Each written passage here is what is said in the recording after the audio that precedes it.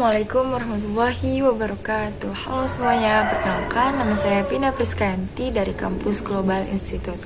Ini vlog pertama saya sebagai mahasiswa Global Institute. Di sini saya akan menjelaskan tentang materi storage. Vlog ini dikarenakan tugas perkenalan UAS mata kuliah pengantar teknologi komputer. Apa itu storage? Storage adalah penyimpanan, tempat menyimpan media yang digunakan untuk menyimpan data yang diolah oleh komputer. Fungsi storage adalah menyimpan data atau file yang di dalam jangka panjang dan pendek.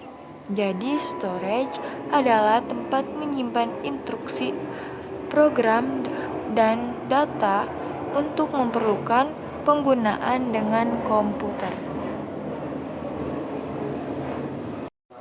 Selanjutnya ada media penyimpanan storage, yaitu ada primary storage RAM. RAM yaitu suatu memori tempat menyimpan data sementara ketika ada komputer yang dijalankan dan dapat diakses secara random. RAM adalah berbagai peningkatan kinerja perangkat yang sedang dipakai.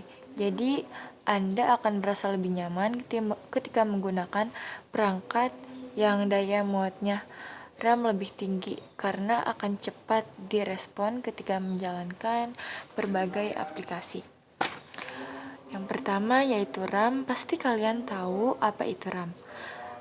Karena sekarang RAM semakin banyak dikarenakan kebutuhan manusia banyak semakin aktivitas atau kebutuhan manusia itu tinggi dalam mengakses sebuah komputer yang di dalamnya menggunakan komputer itu akan menggunakan RAM yang sangat besar, dan RAM mempengaruhi kinerja itu sendiri akan menyesuaikan kebutuhan teman-teman. Jika teman-teman melakukan aktivitas pekerjaan seperti administrasi hanya menggunakan pengelola data, file atau pengelola dokumen yang dibutuhkan RAM hanya sampai 1-3 GB saja.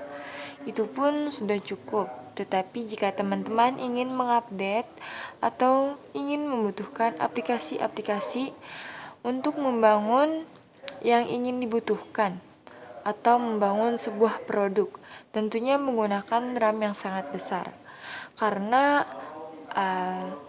kembali lagi bahwa RAM ini mempengaruhi kinerja dari komputer. Itu semua tergantung sesuai teman-teman menggunakannya, jadi tinggal menyesuaikan saja.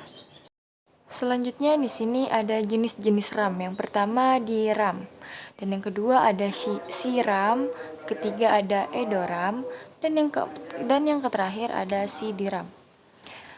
Terbagi menjadi 4. Inilah RAM-RAM yang digunakan selama ini. RAM ini terus berkembang seiring berjalannya waktu. ROM. Untuk tadi pembahasan sebelumnya, RAM berfungsi mempercepat kinerja dalam komputer sistem. Kalau RAM bersifat permanen. RAM sifatnya sementara. ROM adalah salah satu memori yang ada di dalam komputer. ROM ini bersifat permanen, artinya program atau data yang disimpan di dalam ROM tidak mudah hilang atau berubah walau aliran listrik dimatikan.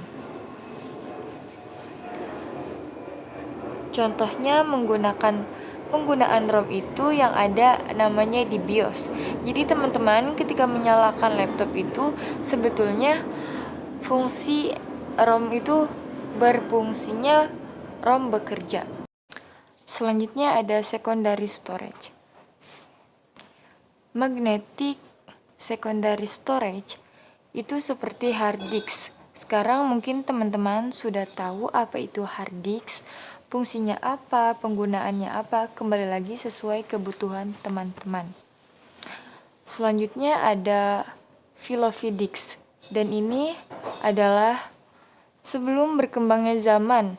Sekarang penyimpanan sudah berkembang, banyak macam-macam Dan yang digunakan seperti disket ini itu tidak banyak, hanya bekerja beberapa MB saja.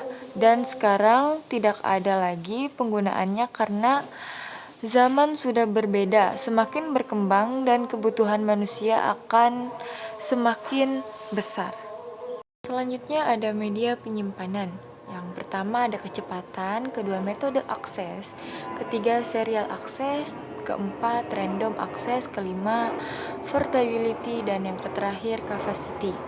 Jadi bisa dilihat ada beberapa, salah satunya kecepatan.